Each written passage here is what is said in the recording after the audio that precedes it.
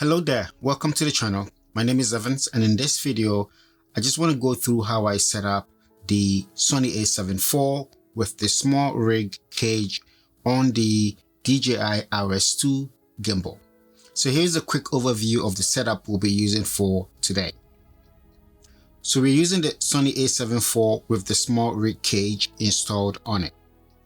The DJI RS2's quick release plate will attach to the bottom of this Smallrig cage, and as you can see right here at the bottom, Smallrig has already marked specific holes right here for the DJI RS2. And so to mount this, I am using two screws instead of the normal one that we put in the middle. And the reason for using two screws is that it gives a more secured and firm connection to the cage, so that when you are using your gimbal, the camera does not wobble, right? So using two screws makes it a more stable connection. So if you have the option, always use the two screws because it gives you a more stable connection at the base of the camera.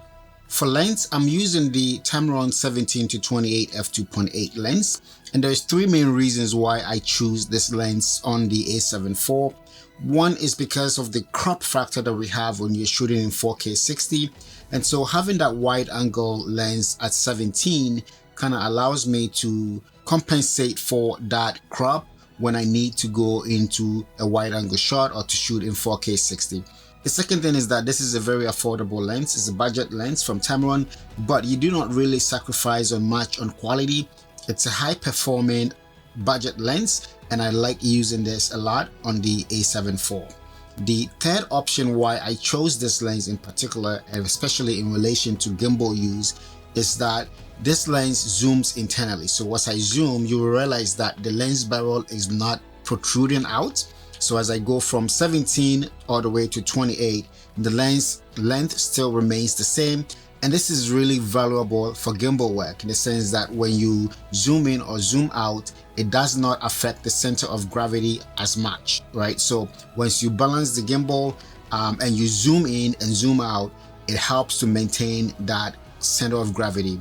And that's very important because for good, smooth gimbal footage, a good balance is the key, and having that lens zoom internally will allow you to maintain the balance throughout the zoom range. So the other thing that you may have noticed is that at the bottom of the RS2, I have the Raven Eye mounted, and we're going to set this up as well.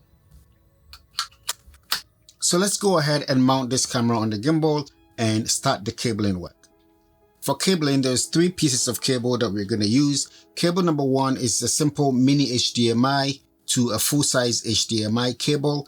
This cable is from the DJI package, and on the label here, DJI has labeled this HDMI A to HDMI C and cable number 8. This cable is going to go from the mini HDMI port on your Raven Eye and directly into the full-size HDMI port on your Sony A7IV. So the second cable that we're going to be using is this USB-C to USB-C cable.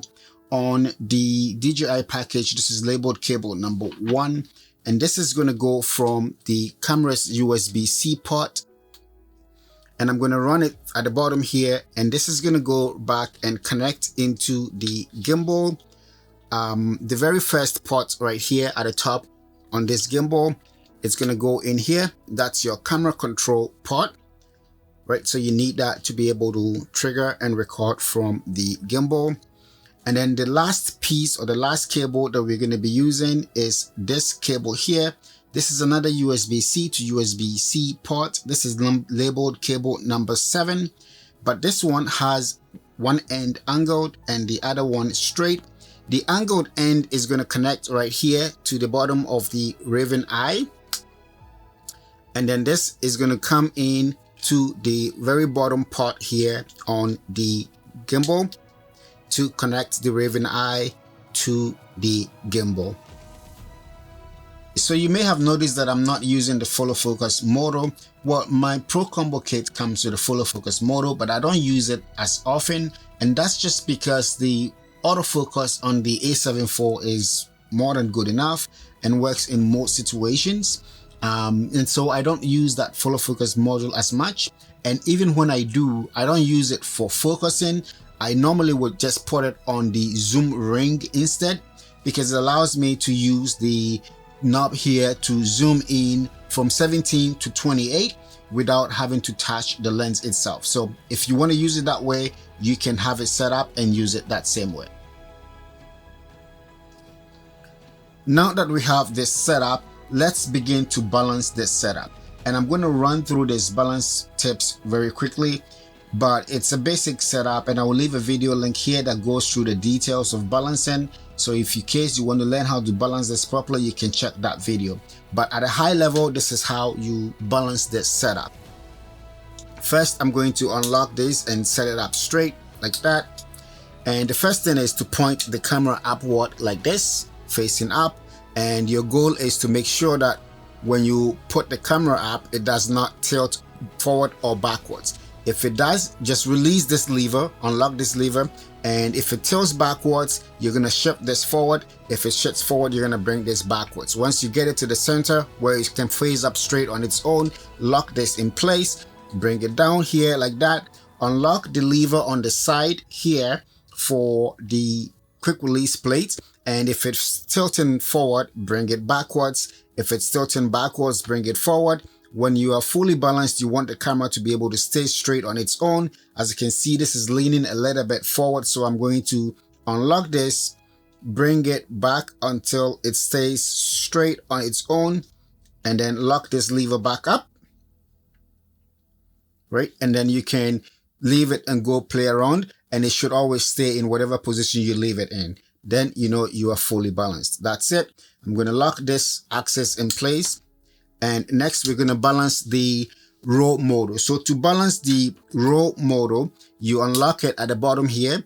And as you can see, is leaning this way. And so to compensate for that, you're going to unlock this lever, right? And you're going to shift it that way. If it's kind of hard to shift, don't forget you can pull this lever out like that, right? Bring it over and then unlock it some more, right? In the same way when you tighten it. So pull the lever, unlock it some more to make it a little bit more easier to move, and then you can just push this to the opposite side. So if it tilts to that side, shift it to this side, right? Same way until you can have it like this, and you can lock this in place. Now when it's fully done, when you do it this way, it should stay. When you go that way, it should stay, and then you know it's fully balanced. Once this is fully balanced, go ahead and you can lock this axis, but this knob here, you want to tighten it properly. So you can pull this, bring it back, and tighten it once more time, just to make sure it's really secured. If you do that, just double check, make sure it does not affect your balance, right? And that's it. This side is also balanced. The next step is to balance the pan model. So the pan model is this right here. And to balance the pan model, we are going to unlock the pan axis right here, the pan model, and you usually would hold this way, and you can see it's tilting downwards, right? And so you're going to unlock the lever, and if it's too tight, pull it up again, bring it down, unlock a little bit more, and you want to make small adjustments, right? Just so you can get this to stand in the position that you want it to stand in. Bring it up, try it again.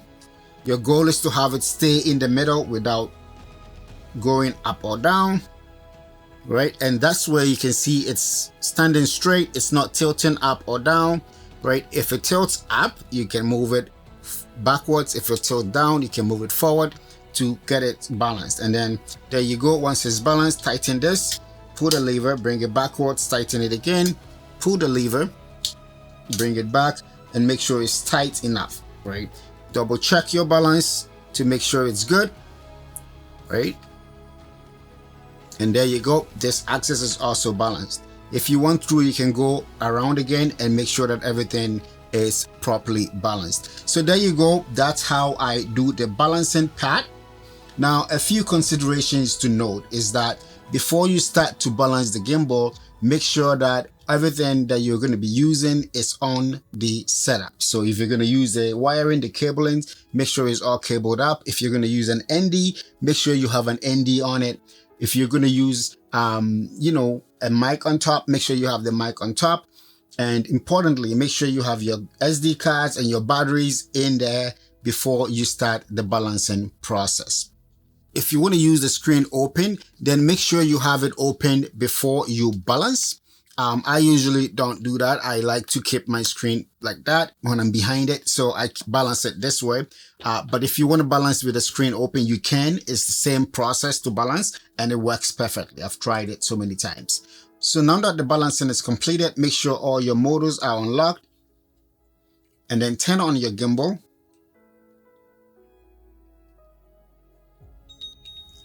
Turn on your roving eye and then turn on your camera. Now, when you turn on the camera for the first time, you're going to be presented with this screen, the USB connection mode. The USB connection mode, by default, PC remote is turned off, but you need to turn on PC remote to get the gimbal to talk with the camera. So go PC remote on this screen. If you don't want to be presented with this all the time, you can head over into the menu and turn off PC remote. To turn on PC remote by default, head over to the menu, go on over to the network tab, then hold it on over to page 2 of the network tab, transfer and remote, and you want to see PC remote function, and go in here and just turn this from off to on. And with that in, you should not be prompted for that again. So to get roving eye working, head back into the menu and we're going to go to the setup tab.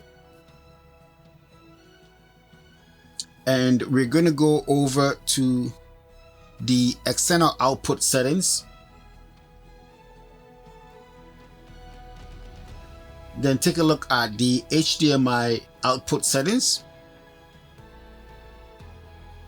And whilst you're here, you want to make sure that HDMI output is set to auto or set it to 1080p, because if it is set to 2160p, roving eye cannot accept that 4K signal and it would not work. So make sure that your output resolution is either set to auto or set it to 1080p to get roving eye working. So now that you have finished the setup and balanced the gimbal, connect to the gimbal through the DJI Ronin app. And the first thing you want to do is to make sure that you have the latest firmware for the RS2 as well as the roving eye installed. That's because DJI has just released a new firmware update that adds on support for the Sony A7IV. Alright guys, thanks for watching. That's how I set this up. If you have any questions, leave them in the comment below and I'll try to get back to you as soon as possible. Leave me a comment if there's anything that you're interested in seeing that I have missed on this setup, and I will do my best to respond or even make a video on that to explain that if it's needed. Alright guys, stay blessed, keep creating, and I will see you in the next video.